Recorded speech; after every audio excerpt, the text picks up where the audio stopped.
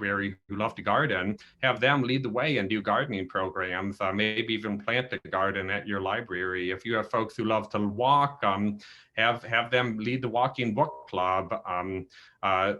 See what you have internally. What do folks at your library love to do outside, and have that be the seed that leads to the rest of your outdoor programming plan. I just want to make a quick plug. So this is an amazing resource, this Rural Libraries and Social Wellbeing. They have two toolkits in particular, one on youth empowerment and one on nature, that really focus on how to think outside.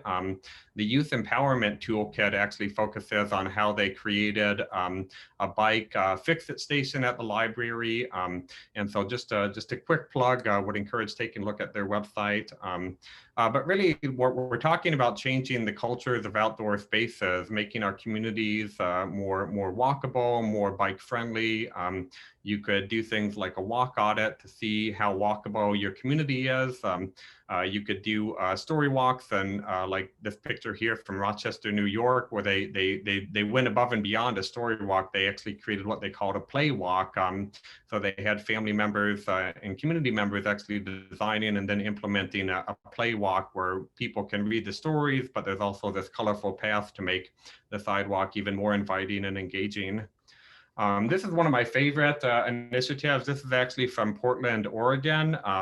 They have what they call the Bike to Books initiative, and every year since 2015, children, they have a coloring contest, and the winning design is actually, as you see here, put directly into the bike lanes throughout Portland.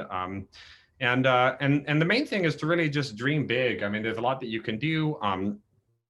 But don't do it alone. Whatever you plan to do, take advantage of the unique resources that you have in your community. Who can you work with? Maybe it's Parks and Recreation, maybe it's the Cooperative Extension, maybe it's a conservation organization. It could be a state park, a national park, who is outside already in your community. And those are the people and the groups that you want to be working with to take your library outside. So don't do it alone, team up. And just for the sake of time, I want to just really quickly tell you how to get started with a story walk.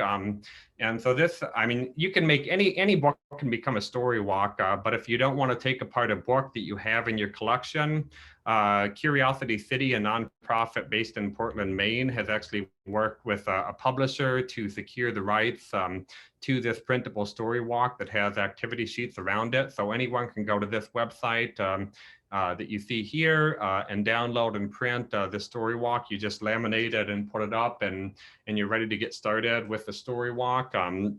And again, don't do it alone.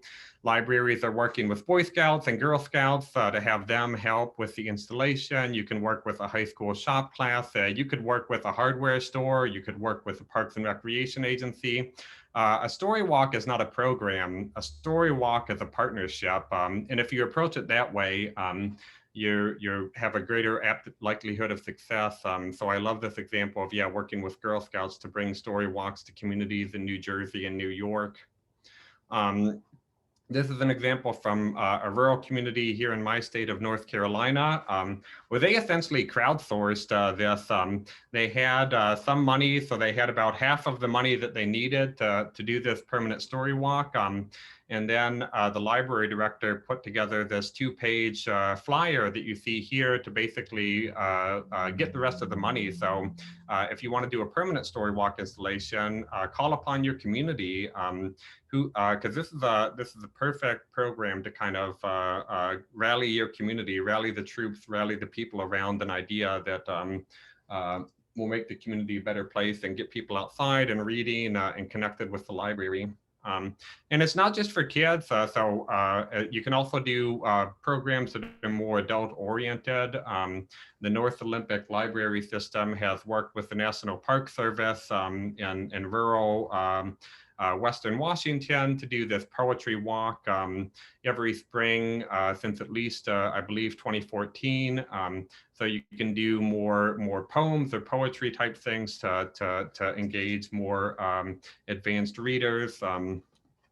And if the weather's bad, if you're worried about the pages blowing away, you can do a story walk downtown in any season. So it's as simple as convincing a group of local businesses to allow you to put the story in the pages of their windows. And if you have a downtown development association, a chamber of commerce, any local business groups, oftentimes they will convince businesses on your behalf, and you're off to the races. You can even tie a story walk into current events. So this is from Charlottesville, Virginia, where to honor Dr. Martin Luther King Jr. Day and the National Day of Racial Healing, they had a story walk with a reading guide to go along with it. This is the Black Lives Matter story walk from the Free Library of Philadelphia. In Charlotte, North Carolina, they strategically located their story walk in underserved areas of the city, again, to prioritize diversity, equity, and inclusion. Bilingual story walks, examples from Colorado and Boston. So having books that have multiple languages on them, lots of ways to really tie in diversity, equity, and inclusion when you're doing things outside. And I'd encourage, so this, I'm actually working, or I should say, our Let's Move in Libraries initiative is working with the Association of Bookmobile and Outreach Services for the first ever that we know of Story Walk Week. So we're gonna have a national celebration of this libraries going outside in November. So invite folks to join. We'll be soliciting a call for people to share your Story Walk story with us in a couple months.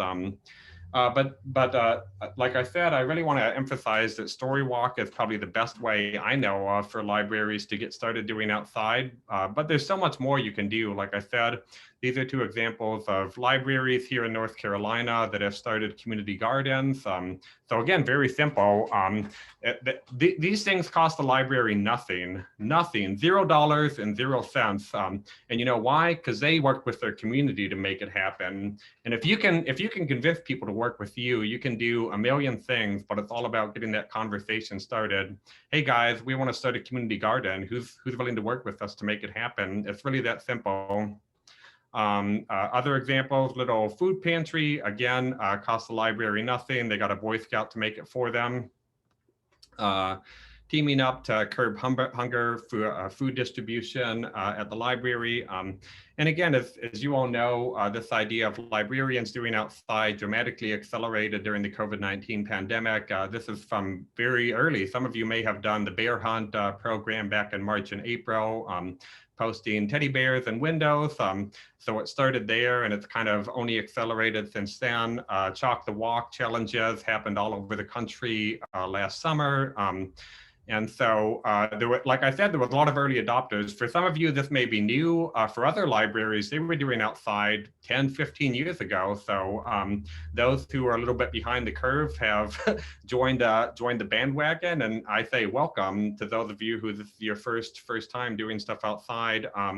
If you want to learn more and keep learning, I'd invite you to join our Let's Move in Libraries website. We're constantly sharing stories of librarians doing stuff outside, thinking outside. And if you'd like to, you're more than welcome to also consider my book. And just one last quick plug. On May 20th, we're doing a free conversation on how public libraries are part of the solution to food insecurity, which is a little bit different from what we're talking today, but would encourage folks to sign up for this as well. We're going to have a great conversation about how libraries are getting food to people who need it during COVID-19.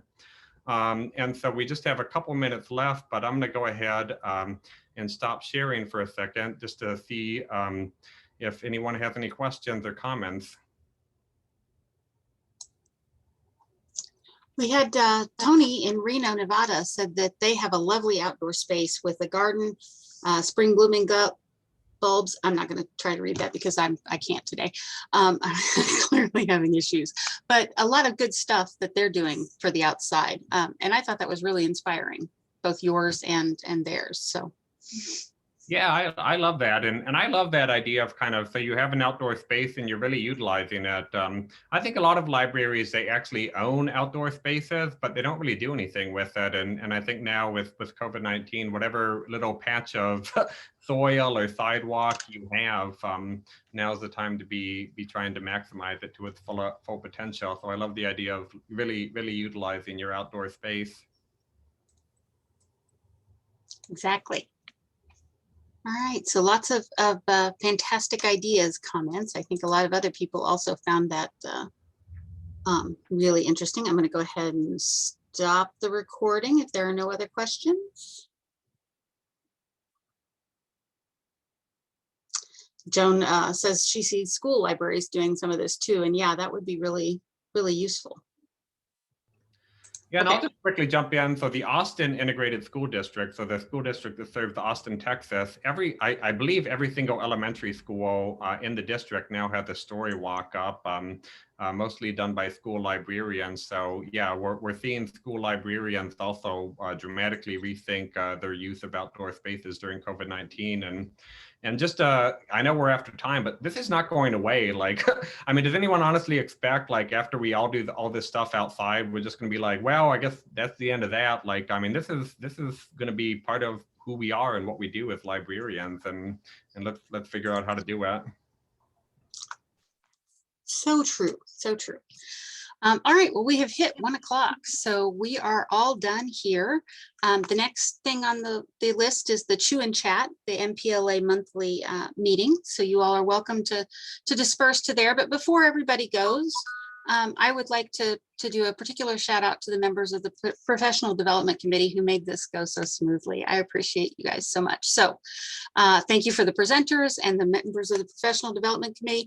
And thank you so much for the folks who showed up to listen and to give your ideas and to ask excellent questions. This was I hope this was as helpful for you guys as it was for us. So thank you.